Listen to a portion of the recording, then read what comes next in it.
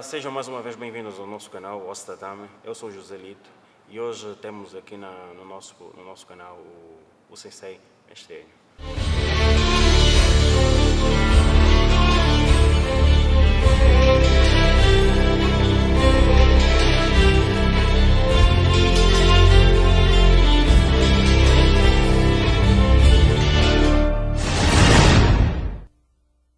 Mestre, seja bem-vindo ao nosso canal. Obrigado. É um prazer para mim estar aqui a falar com vocês sempre. Mestre, para quem não conhece o Mestre, quem é o Mestre? Quem eu sou? Eu sou, no contexto do jiu-jitsu, trabalho com jiu-jitsu, faço artes marciais desde os meus 7 anos. Sou pai, sou marido e muito trabalhador. Mestrão, quer nos contar como é que começou a sua trajetória no mundo das artes marciais? Então, desde pequeno, eu sempre tive um interesse muito grande de saber, de encontrar algumas respostas com relação à parte que nós não vemos, a parte espiritual. Eu via nos filmes, como eu acho que todos nós fomos influenciados pelos filmes na altura dos anos 80, os filmes de Bruce Lee, etc. Então, eu sempre achei que nas artes marciais teria essa cultura oriental que ajudasse a encontrar mais a parte espiritual. E, claro, eu sempre fui muito interessado pela parte atlética. Então, comecei a fazer karaté com 7 anos. Na altura, foi no CAC, que eu acho que era um espaço que era que tinha muito mais visibilidade na altura. Meu pai levou-me para fazer, eu sempre o chatei para treinar karaté. Nesse tempo, nessa altura, acho que era a arte marcial mais divulgada por causa dos filmes. E eu não fugi à regra, então finalmente passei pelo CAC durante algum tempo. Depois treinei também com um grande nome do Karatê Nacional, que é o Sensei Germano Gomes, né, o Joy, no ski, que era no quintal dele, tinha desenvolvido o primeiro trabalho dele, pessoalmente dele, na casa dele. Então, como ele era colega de trabalho da minha mãe, ele convidou os filhos dos colegas para fazer aulas de karaté, então foi ele também que eu desenvolvi bastante no karaté. Depois do karaté, fui experimentar o judo na banca com o Mestre Souza, também conhecido aqui em Angola como Mestre Souza. Treinei alguns anos lá na banca. Depois, houve uma altura que o país estava mais agitado por causa da guerra, tem que se fazer recolher, é obrigatório.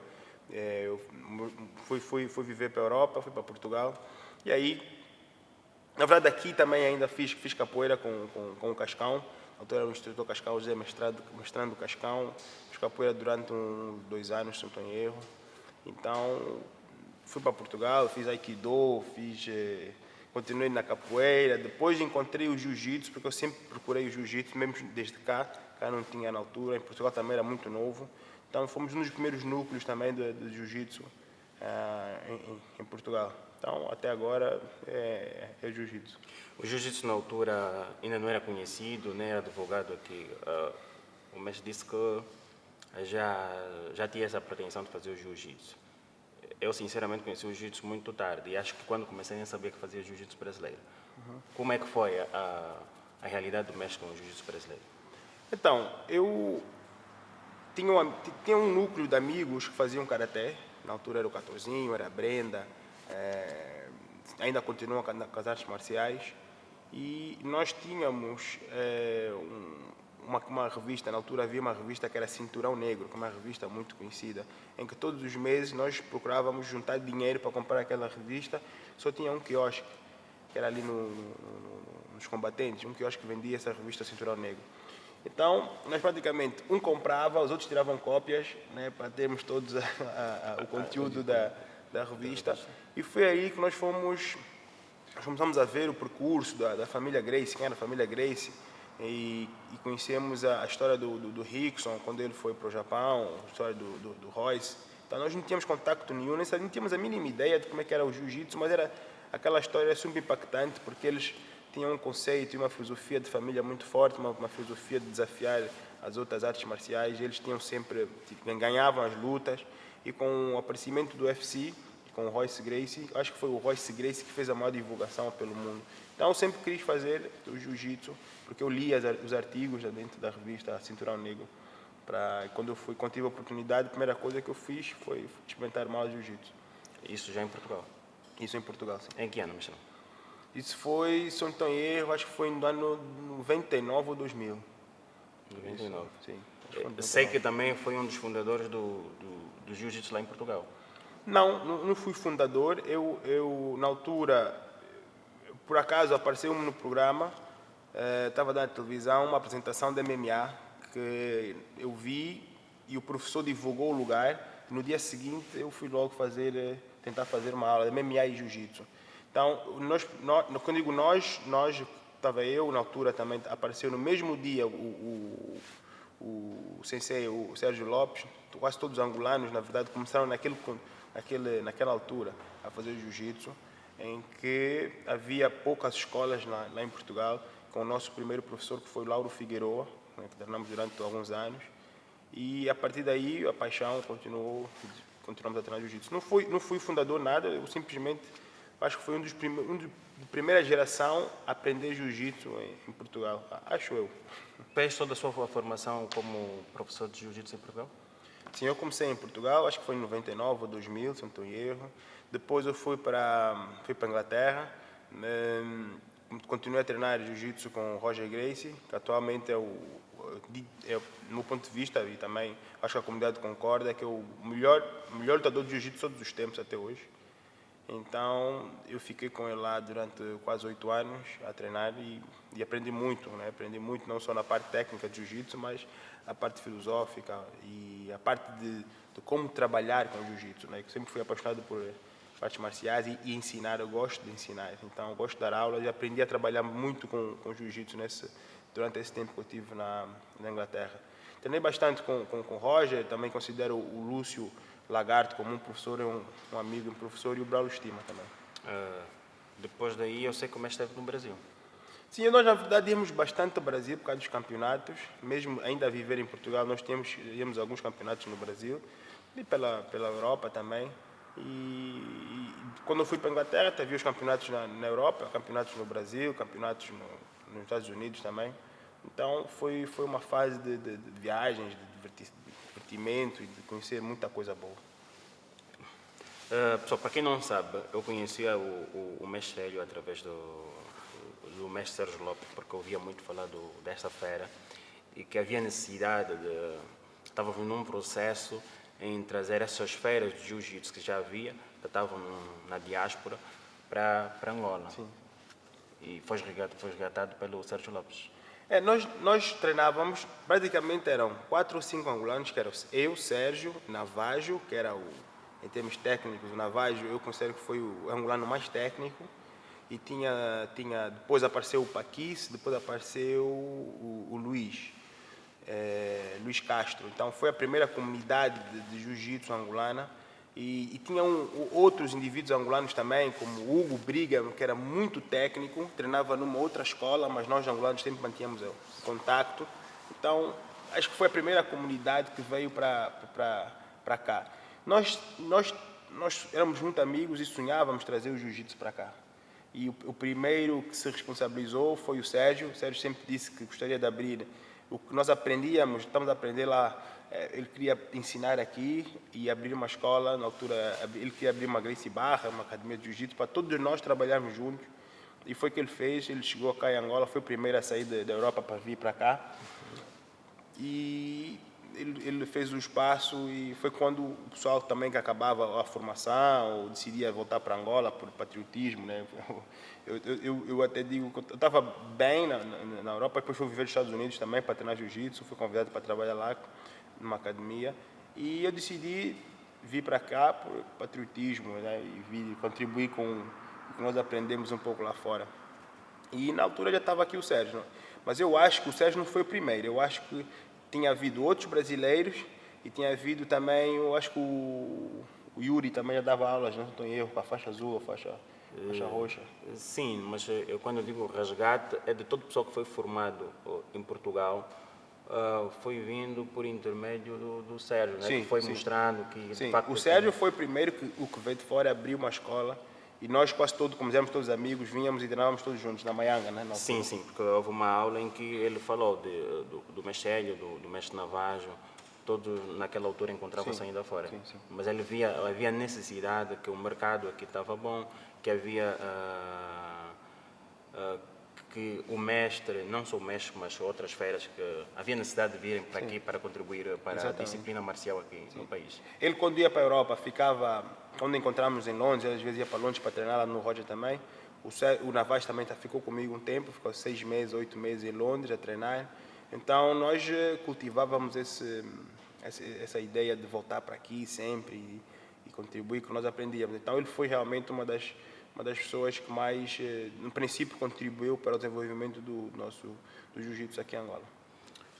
Mestrão, sei que depois de vir para aqui, ficou um tempo aí com a Gracie Barra, a primeira Gracie Barra fundada então por Sérgio Lopes, e depois daí abriu a Roger Gracie. Depois houve uma separação de ideias, eu já vinha, imagina, éramos todos muito jovens, eu já trabalhava na altura quando comecei a fazer jiu-jitsu, os outros eram estudantes, então já havia uma certa diferença de ideologia, de necessidades até dos jovens, né? Eu já trabalhava, tinha que pagar, tinha que pôr o pão na mesa e eles eram mais jovens. Então, quando eu fui para Londres, isso só agravou mais a responsabilidade que eu tinha. Então, foram alguns anos fora e vinha com uma outra cabeça, né? Trabalhei bastante com pessoas que me cultivaram de como trabalhar com jiu-jitsu. Então, quando eu vim, a nossa ideologia era diferente e preferimos cada um abrir o seu espaço. Quando eu decidi, bem, então vou abrir aqui Roger Gracie, na altura fiz durante 2 anos Roger Gracie, para não haver,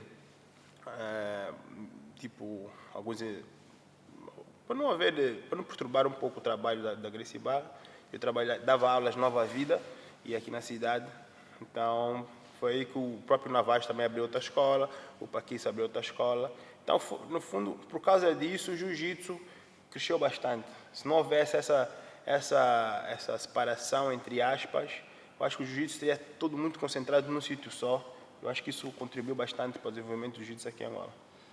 Michão, isso é uma dúvida que muitos praticantes das artes marciais têm, que é, na verdade, quem é o primeiro aqui? A primeira escola? Eu não sei, não sei porque quando eu cheguei já estava, pelo menos o Sérgio já estava aqui, que era uma ideia antiga, e ele sempre foi muito disciplinado com a palavra dele, ele abriu a escola e pronto, eu não tinha muitos contactos com outras equipas, mas eu sei que na altura, quando cheguei, eu tive contato com o professor Yuri, que estava a desenvolver o trabalho da Aliança do Tatame, sempre com muita vontade de evoluir. Eu acho que ele fez-me um convite na altura para ir dar umas aulas e trabalhar na altura no espaço, mas como eu estava muito ocupado, tinha que dar muitas aulas particulares, não deu, mas eu acredito que o Yuri já estava aqui a dar aulas também. Sempre tive uma boa relação com todo mundo, então eu decidi fazer o primeiro campeonato, como já tinha alguma experiência lá fora. Então fizemos o primeiro campeonato nos Bombeiros. Essa ideia a partir do mestre? Sim. Porque havia necessidade de começar a expandir a cultura do jiu-jitsu. E eu acho que só através dos campeonatos, de algo bem organizado, é que conseguiríamos estabelecer uma cultura desportiva e organizada para o desenvolvimento do jiu-jitsu na parte desportiva. Então, eu na altura fiz esse campeonato com a ajuda, claro, dos alunos e foi um sucesso na altura. Sim, por acaso foi. Depois do primeiro campeonato, o mestre realizou o segundo no time elite, não? Sim, depois no time elite acho que já foi a Z1, na altura já era Gracie Barra, o Sérgio também organizou com os alunos. Eu acho que só organizei um campeonato, assim, um campeonato mesmo. Eu acho que só organizei um. O resto eu participei para ajudar. O time elite não foi a organização do mestre? Não. Que eu me lembro, eu estou péssimo em datas. Eu pensei que sempre tem aqui que o mestre foi o mentor do eu acho que não, Na altura estava a dar aula no time elite. Sim. Acho que foi uma união entre nós, a Gracie Barra, outras escolas também. Pronto, eu acho que foi isso. No decorrer da massificação desta modalidade, tivemos aqui figuras que ajudaram muito no crescimento com campeonatos. São os irmãos, os gêmeos. Os Simões? Sim.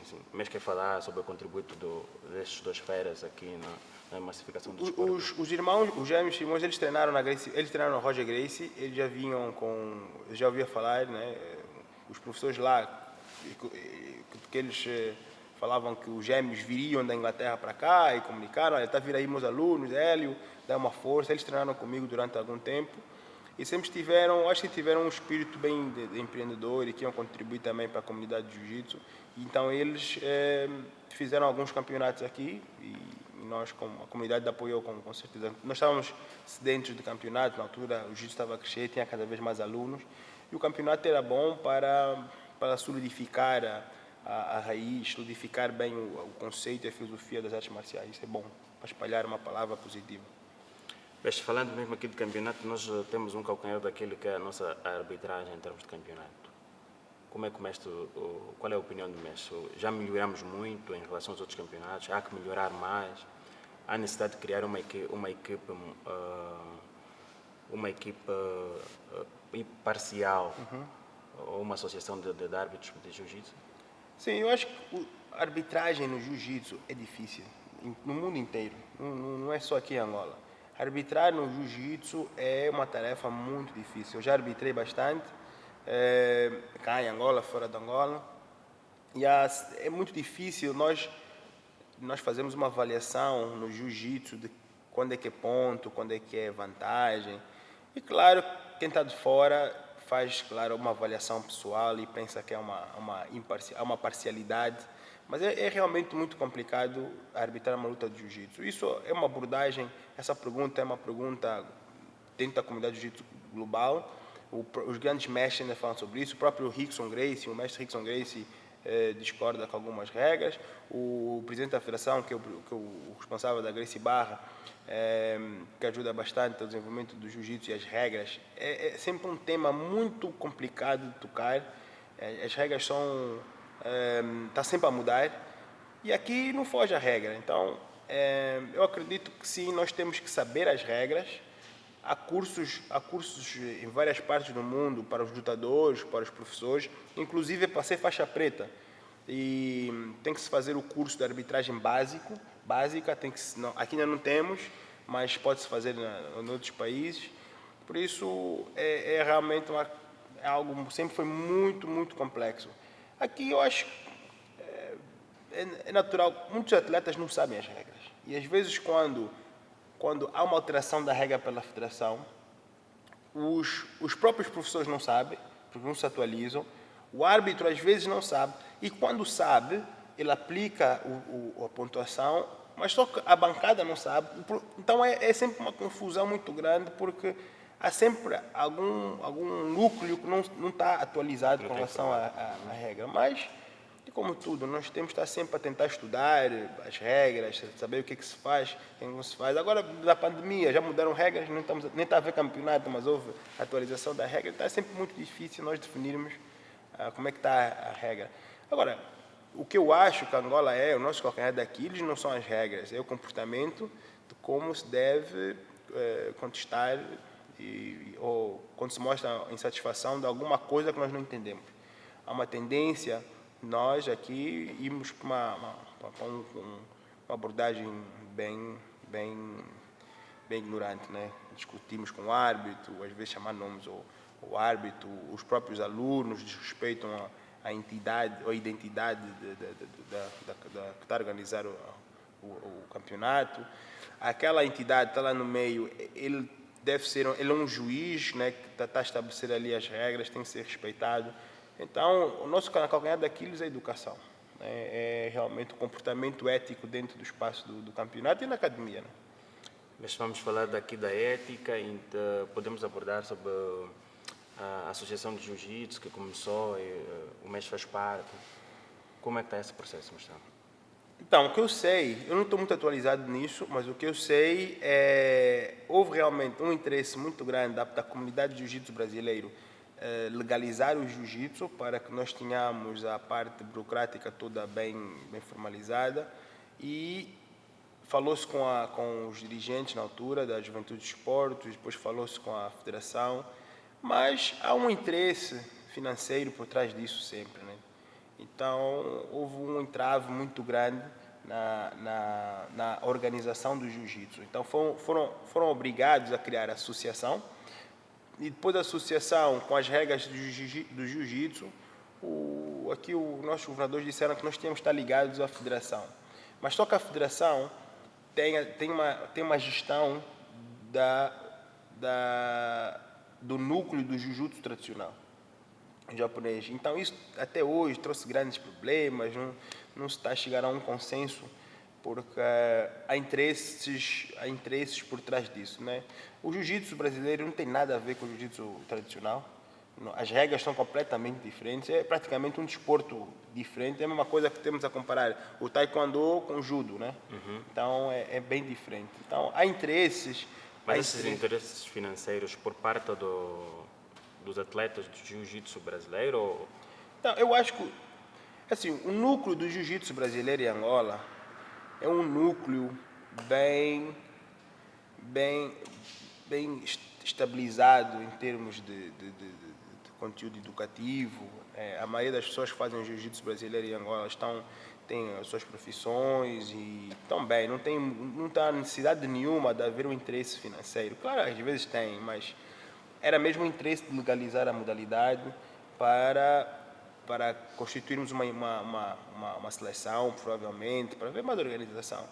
Só que, por ser jiu-jitsu brasileiro, ou jiu-jitsu japonês ou tradicional, como nossos dirigentes não entendem e não têm interesse nenhum de legalizar ou de compreender, por causa da fonética, do nome, é parecido, mas são diferentes, então é sempre muito difícil nós estabelecermos as duas modalidades como diferentes.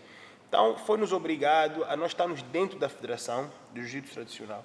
E claro, não deu certo, porque são filosofias diferentes, maneira de gerir diferente. As escolas de jiu-jitsu brasileiras são muito organizadas, a maioria são organizadas, temos um padrão de kimono, né? Há uma ética diferente, quase todo mundo se dá bem. E ali reparou-se que há um outro interesse por trás, em que nós, comunidade de jiu-jitsu brasileiro, não concordamos, porque ia nos prejudicar. Nós não somos de pedir, eu acho que a comunidade brasileira, do jiu-jitsu brasileiro não é de pedir alguma coisa ao governo, mas sim de contribuir para que nós sejamos cada vez mais organizados, para irmos os campeonatos mais organizados. E o outro lado era um bocadinho mais no contexto de aproveitar-se do nosso trabalho, porque era facilmente o núcleo do jiu-jitsu brasileiro arranjava patrocínios. Nós levávamos dezenas de alunos para o campeonato mundial em Abu Dhabi, e havia um interesse, claro, por trás, como sempre, para usufruir também desse lucro financeiro. Então, nesse preciso momento, o jiu-jitsu até agora é uma modalidade aquém do Ministério do Desporto? José Lito, eu sinceramente não sei. Eu pessoalmente tenho uma filosofia um bocado diferente, eu acredito numa independência das escolas. Nós temos é que contribuir mais para o jiu-jitsu, para a nossa comunidade, em vez de pedir ao governo que nos dê. Então, eu não... Claro que há sempre um interesse, nós dependemos de alguns papéis, sempre quando os meninos querem viajar, de arranjar patrocínios, convém ter sempre uma entidade que nos rege, em termos de regras, mas infelizmente está a ser uma batalha muito difícil de ganhar. Mestrão, o que é que falta para que a comunidade de jiu-jitsu brasileiro crie a sua federação? Que empecilhos o mestre acha que tem encontrado para a criação da Federação de Jiu-Jitsu? Nós temos que, em primeiro lugar, educar as pessoas que o jiu-jitsu tradicional é diferente do jiu-jitsu brasileiro. Então, nós temos que arranjar argumentos plausíveis para conseguir mostrar e provar aos governantes, ao Ministério da Juventude e Desporto, que são modalidades completamente diferentes e que o jiu-jitsu brasileiro precisa estar legal, né? É uma necessidade que o próprio governo deveria ter esse interesse de legalizar, porque nós somos muitos, está a crescer muito, é muita criança. Só aqui, por exemplo, nós temos cerca de 250 crianças. Um dia podem querer, um deles pode vir aqui a ser campeão do mundo ou atleta profissional e não tem condições para se legalizar. Então é uma necessidade emergente e urgente, desculpa, para a organização disso. Eu não sei em termos burocráticos o que é preciso, mas se isso servir de alguma mensagem que nós precisamos urgentemente de organizar, porque o conteúdo de pessoas que fazem jiu-jitsu brasileiro são pessoas muito sérias normalmente e querem e pensam que nós podemos contribuir com papéis legais, mas às vezes é muito difícil nós ajudarmos as famílias, os pais das crianças que querem competir, etc. Então há realmente uma urgência para organizar isso, mas eu acho que o princípio é educar o governo, educar os nossos governantes, como é que o jiu-jitsu trabalha, como é que as regras e a filosofia. Então, sem isso é difícil eles perceberem também. Eu acredito que eles não fazem por mal. Eu acho que eles pensam que é tudo igual, mas também não perdem tempo para saber se é diferente ou não. Mestre, falou agora da pandemia. Como é que as academias têm estado a sobreviver nesta altura e antes ou no período pandemia e pós-pandemia? Será a mesma coisa? Temos essa narrativa que o mundo nunca será o mesmo após a pandemia. Mas acredita nisso? Acredito que as coisas vão mudar. Por exemplo, a aula online já é uma realidade, né? Antigamente, até eu sempre fui muito cético em relação a dar aulas de jiu-jitsu online, porque o jiu-jitsu precisa desse contato, desse tato. E hoje é uma realidade. Outra coisa que é o valor do jiu-jitsu, com certeza nunca mais vai ser o mesmo. Treinar numa escola, por isso, vou dar um exemplo. Um indivíduo vem treinar aqui nessa escola. Eu garanto que ele daqui a 7 anos vai ser um indivíduo que, se trabalhar com jiu-jitsu, vai ter muito sucesso. Porque a própria Gracie Barra tem uma estrutura que facilita o conhecimento profissional do atleta, né? Não digo do atleta, mas do indivíduo que trabalha com jiu-jitsu. O processo aqui é bem definido. Aqui passa a ser um aluno, depois do aluno passa a ser ajudante, depois do ajudante passa a ser um professor, depois do professor passa a ser um responsável de escola, depois dono de escola, depois um empreendedor de jiu-jitsu. Então, com a pandemia, está a filtrar quem usava o jiu-jitsu só para ganhar medalha. Então, ou quem estimulava um jiu-jitsu só desportivo. Então, há uma seleção natural da qualidade das escolas. Então, tem poucas escolas que conseguem... Eu acho que a maioria já nem existe, até porque, pronto, ou não pagam espaço, ou porque existem ainda alunos que ajudam, mas a parte profissional de gestão, está todo mundo quase falido, né? Eu acho que se houver aí se isso continuar assim, a maioria das escolas não vão sobreviver aqui à pandemia, porque tem que ser feita uma gestão muito bem feita. Eu não sei se é uma informação errada, mas que o jiu-jitsu brasileiro, cá em Angola, é uma modalidade de elite. Isso é verdade? O jiu-jitsu brasileiro, desde o tempo do Carlos Gracie, sempre foi uma modalidade de elite. Esse kimono aqui, chega aqui em Angola vamos fazer aqui em quadras, cerca de 150 mil quadras. Ok, posso escolher uma marca mais barata, né? Um kimono atualmente barato deve chegar aqui no mínimo a 70 mil quadras. Só o kimono. O conhecimento do professor, ele veio anos para aprender o que eu sei hoje. E não só na vertente técnica, mas também conhecimento de uma abordagem do jiu-jitsu em geral, né? Mas isso tem um custo, né? Eu investi décadas para aprender jiu-jitsu em circunstâncias muito adversas na Europa, dormi na rua, comia às vezes coisas que não queria, porque eu queria aprender aquilo. Foi um investimento como se fosse numa faculdade, como um médico, né? Então, podemos ir a um hospital aqui normal, uma clínica mais barata e uma clínica mais cara. Só depende de como é que tu queres ser tratado. Na Gracie Barra há um valor que tem que se pagar, porque para manter esse estabelecimento não é barato, e eu acredito que há lugares que não oferecem essas condições. Podem oferecer um preço mais barato para o aluno, mas com certeza o aluno vai chegar a uma idade, quando a vida bater a porta, quando for pai, quando for marido, quando tiver que fazer escolhas bem mais racionais, ele vai deixar de fazer jiu-jitsu, porque não teve um acompanhamento bem profissional, que ele possa até escolher ser um bom profissional de jiu-jitsu. Então, tem que haver uma escola que contribua para a longevidade do ser humano dentro das artes marciais. E nós oferecemos isso, a Gracie Barra, e acredito que haja outras escolas. Meu aluno, se quiser viver de jiu-jitsu, é minha obrigação como mentor e professor proporcionar todas as condições para ele evoluir. Então, isso tem um preço. A Gracie Barra não tem nenhum projeto solidário para indivíduos com boas qualidades, com capacidades para o jiu-jitsu? Sim. Possam fazer parte da Gracie Isso Barra? É muito interessante, a pergunta é muito interessante porque é algo que nós estamos a desenvolver. A Gracie Barra no mundo inteiro estava a desenvolver um projeto que chama-se Programa Embaixadores. O Programa Embaixadores é um programa que atrai, mantém e divulga os atletas, ou as pessoas com mais dotes atléticos. Nós temos aqui um grupo de jovens que não conseguem pagar a academia, mas eles têm que contribuir de alguma maneira. Eles são atletas, eles são sustentados pela Gracie Barra, né? Nós ajudamos com os que estudam com material escolar ou não. Eles têm que dar aulas para as crianças, têm que contribuir, o contributo deles é estar aqui a ajudar na aula das crianças, como temos muitas crianças. Em contrapartida, eles recebem kimonos de borla, né? Recebem um kimono, recebem um kit, na verdade, de competição. E eles têm que ter um número mínimo de treinos de competição.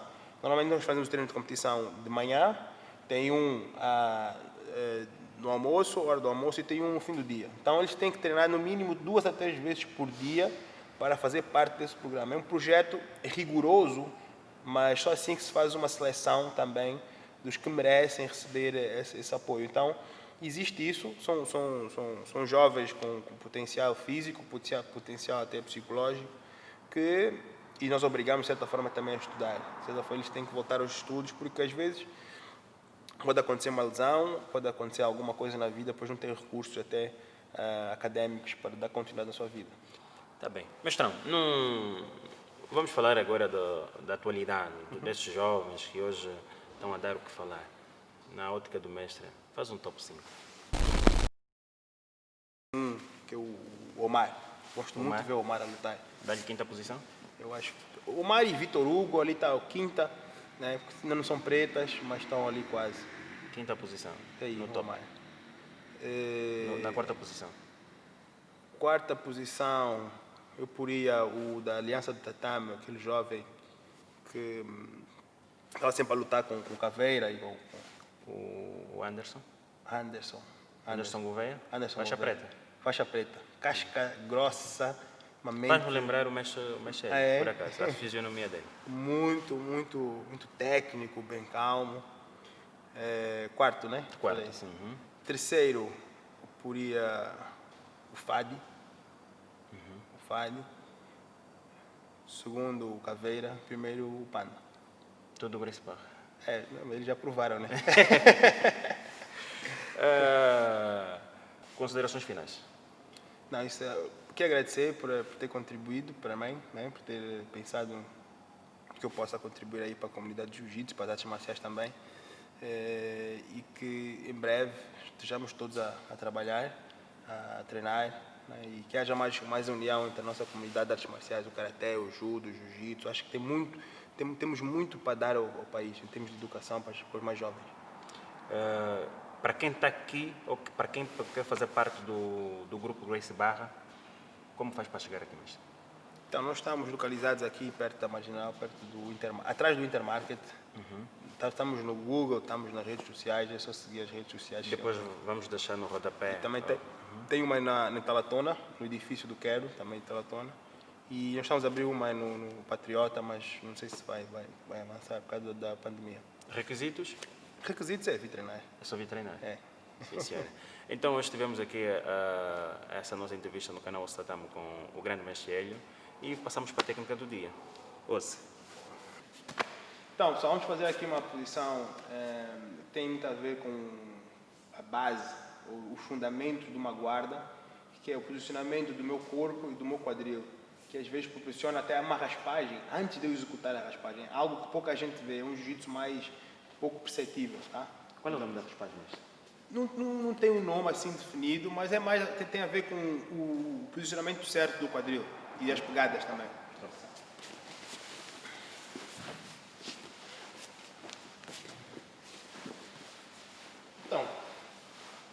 antes de ensinar qualquer posição da guarda, eu tento ensinar primeiro que existem alguns pontos cegos de quem está a ficar em pé ou quem está a se posicionar, que eu posso tirar partido para raspar. E às vezes, claro, que às vezes ele é muito mais forte e difícil, mas esse é o princípio que eu uso. Por exemplo, quem está a passar guarda, normalmente, ele sente-se muito mais seguro passando a guarda em pé. Nesse processo, eu faço simplesmente uma pegada ou cruzada ou reta. Tá? Porque ele vai dominar o meu braço e fica em pé. Isso. Então, um passo, ok? Depois vai criando o segundo passo, né? Vai. Depois tu consegues? Bora? Um passo, ok. Então, eu tento... Volta. Depois volta.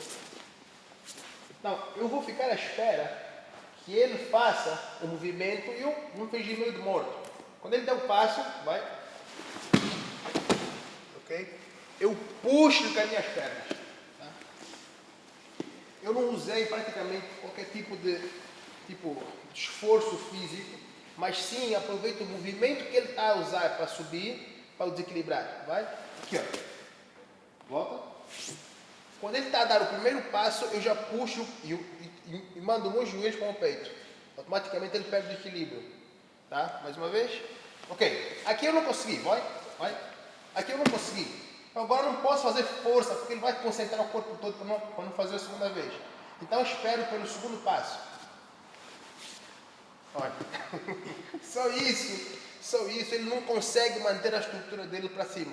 Então eu fico aqui à espera que ele faça o passo, para depois eu dar seguimento a uma técnica. Então, às vezes quem está em cima nem espera. Tá? Quem está em cima, mais uma vez. Aqui, ó, não consegui. Eu espero o segundo passo. E baixo uma perna, e essa perna atira para o lado. Só não posso largar essa manga, porque ele põe o cotovelo no chão e vai subir. Então, isso. Não posso deixar esse braço ir para o chão. Então, eu estou aqui, apanho o balanço aqui, ó, e ponho o meu cotovelo. Daqui é muito mais difícil ele subir, porque eu estou praticamente em cima dele. Como a minha perna estava aqui em cima, eu troco a posição, troco a pegada e ponho essa mão no chão aí para montar. Uma vez agora pode ser rápido? Ok. Agora vamos fazer uma completa.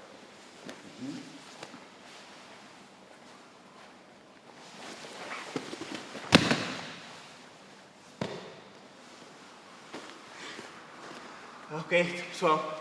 Essa foi a técnica com o mestre Hélio. Espero que gostem da entrevista. Gostamos? Obrigado, Gelito. Então, a próxima podemos passar para mais uma, né? Claro. Então, a casa está aberta. Está sempre aberto aqui. Obrigado. Estamos juntos. Até a próxima. Até a próxima, pessoal, com o vosso canal Osso da Tama. Osso.